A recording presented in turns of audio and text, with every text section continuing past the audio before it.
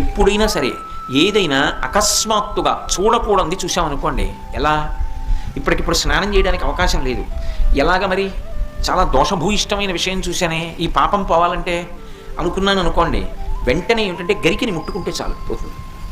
తీవ్రమైనటువంటి పీడకలు వచ్చిందనుకోండి, ఆ పీడకల పరిహారం అవ్వాలనుకోండి ఏ అభిషేకమో చేయించుకోవాలి. శక్తి లేదనుకోండి, మీరు అన్ని పూజలు చేయించుకున్నట్టే. స్నానం చేసి ఒకసారి గరికని ముట్టుకుంటే చాలు, స్నానం చేయకపోయినా చెప్పులు ఇప్పి గరికను ఒకసారి ముట్టుకుంటే చాలు. అందుకే శతమూలా శతాంకుర సర్వగం హరతు మే పాపం దుర్వాదు స్వప్ననాశిని. ఓ శతమూలా శతాంకుర, నువ్వు అనేకమైన వేర్లతో ముందుకెడుతుంటావు, అటువంటి అంకుర నిన్ను ముట్టుకుంటున్నాను. దీనివల్ల ఏమవుతోంది? సర్వగం హరతు మే పాపం, నా పాపములన్నీ పోతున్నాయి.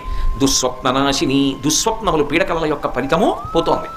అటువంటి గరిక విఘ్నేశ్వరుడి పాదముల మీద వేసి తీసి కళ్ళకద్దుకుని తల మీద పెట్టుకున్నారనుకోండి, విఘ్నములన్నింటినీ కూడా తీసేస్తారు.